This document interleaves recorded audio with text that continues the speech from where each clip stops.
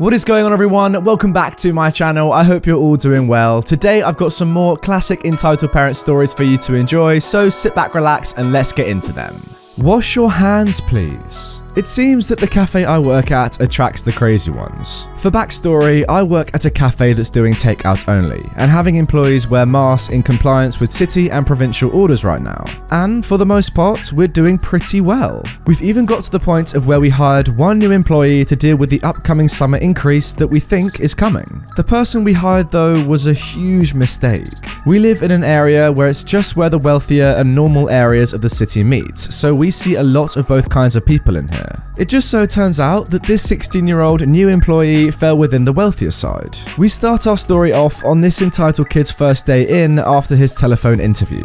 I'm in the front getting ready to work and ready to train him when the entitled kid comes out into the front espresso bar rather quick, wearing his mask improperly with his nose not covered and his upper lip basically hanging out. I say to him, first, you need to fix your mask, and second, did you wash your hands? The entitled kid is checking his phone. I wash my hands at home.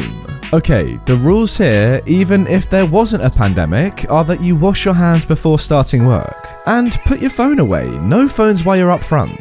The entitled kid looks up from his phone. Huh? Go wash your hands and fix your mask. The entitled kid is giving me the evil eye. No, I wash my hands at home. What do you think? I'm infected? I point to the health authority sign. Just wash your hands, please. I washed them at home. Why would I do it again? The manager, who is cleaning parts of an espresso machine, gets involved. Excuse me, you need to wash your hands and wear your mask properly, over your mouth and nose. At that point, the entitled kid grumbles and trudges over to the hand wash sink. Out of the corner of my eye, I see him just wet his hands, shake them dry, and come back. But our manager seems to see much more than that. She starts speaking in her patented mum voice. Wash your hands properly, please. Water and soap for 20 seconds. F you. The manager then suddenly drops all politeness. You're fired. The entitled kid is wide-eyed and shocked. What? You're fired. Return your apron, please, and get out. The entitled kid is now angry. What? Because I won't waste water and soap? The manager is frustrated herself. Oh, because you're being disrespectful, not only to me, but to other employees. I'm not going to tolerate that. Seriously? You're gonna be that guy? Yes, I am. Now get out. The entitled kid threw his apron on the ground and stormed out, but not before giving everyone the finger, and yelling some racial slurs at my manager and promising we'd be hearing from him. Later that day, we got an angry phone call from his mother. I was lucky enough to be in the office when the call came in, and my manager was nice enough to put it on speakerphone. It starts midway through the call below. So you better have a good reason for firing my kid without giving him a reason. I did. Did he tell you? Yes, he did, but I don't accept it. The entitled mum is silent for a few seconds before speaking. Well? What did he tell you? That you fired him for not washing his hands. He was also highly disrespectful towards me and the barista trying to train him, and he called me a racial slur on the way out in front of a group of customers. So what? I'm not about to tolerate that kind of thing in my cafe. If someone else hires him, fine by me, but I'm going to be warning the other business owners in the area about him. That's libel! Then sue me, but I'm pretty sure no one will want him if he acts like that with them. The entitled mum is getting higher pitched in tone. You're gonna regret that. My son is in culinary sciences at school.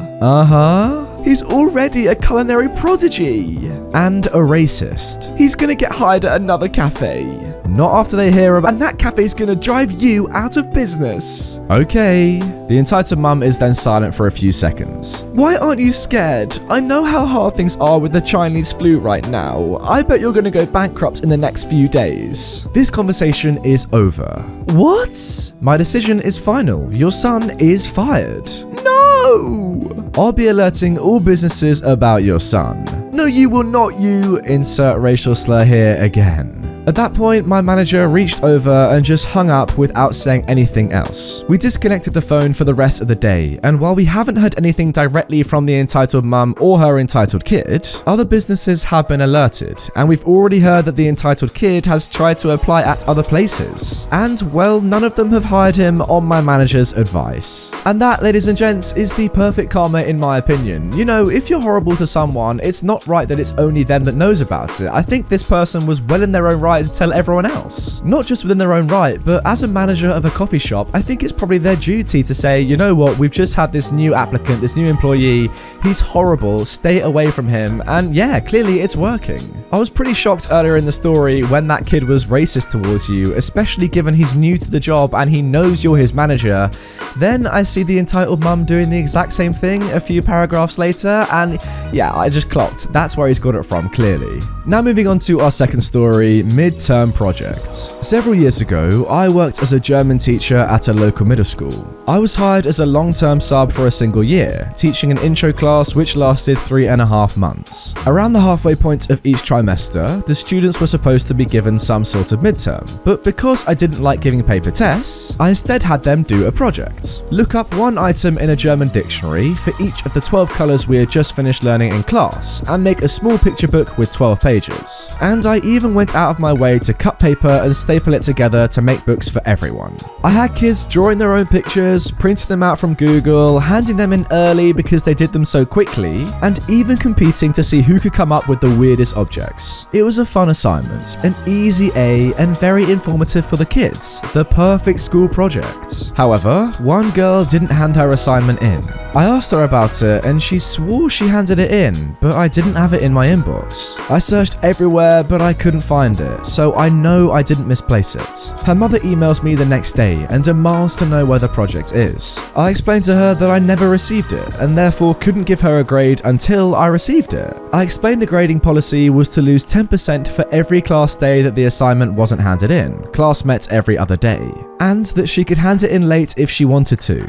The mother insisted that I was lying and went to my principal about it. The principal asked me to explain the assignment to him, then rolled his eyes and apologized, saying that this girl's mother pulled the same thing with a project the previous year in another class, and that the kid was never held accountable for anything. I explained the grading policy to him as established by my department, and he tells me to just keep reminding the girl of the assignment, and eventually called the mother and told her once again that this is our grading policy and that we can't make an exception. Her response: "But my daughter worked hard on the project. She works hard in class. She deserves an A."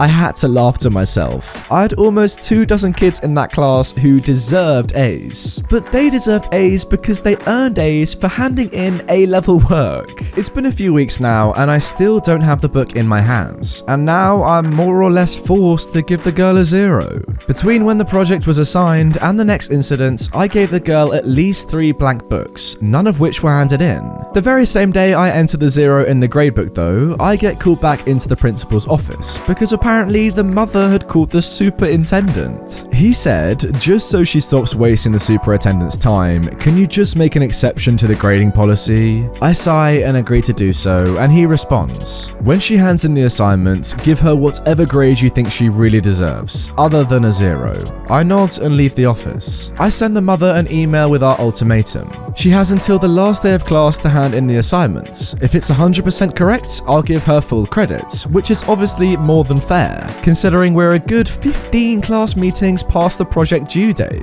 On the very last day of school, I get the project. It's only half done. I enter a grade of 50% in the gradebook, and within seconds, I get an angry email from the mother that is CC'd to the principal, the superintendent, and several other people whose names I don't even recognize. I responded with a screenshot of the previous email I sent her with our terms, shut down my laptop, and hand it into the IT office. On the way out of the door, the principal actually thanks me for everything I did and says, she's going to try to get you fired for this, you know. We share a laugh and I leave the building for the last time. You can't get someone fired who doesn't work there after all. Oh my god, of course, I totally forgot. It says at the start of this story that OP was hired as a sub, not an actual teacher. That's insane. Again though, guys, I really just don't understand the logic of this entitled mum in this situation. Surely it's less work to just get your child to do the schoolwork rather than complain to the principal, the teacher, the superintendent, etc, multiple times. I just don't get it. The other thing I'm not completely sure on is your principal seemingly giving in to the mother. If you have a grading system, surely you stick to that grading system. I know it's hassle for the mum to get in contact with you, the superintendent, etc, as I've said, but come on, you can't just let the kid off. You can't let the parent off. It doesn't really work like that. I don't know, that's just what I think. I think that's a little bit too easy. Like, guys, let me know if you disagree, but if your work is late and you've had 15 extra class days to get it in and you still haven't, that should be a 0 according to these grading terms. Anyway, guys, that is going to do it for this episode of Entitled Parents. I really hope you have enjoyed it. If you have, drop me a comment down below and a like as well. And also, make sure you are subscribed to my channel for daily Reddit content. Guys, look, I don't know if you know, but if you look down there, we are so close now to 500,000 subscribers, which is a pretty insane number to think about. So if you aren't yet subscribed, hit that button and let's get there as quickly as possible.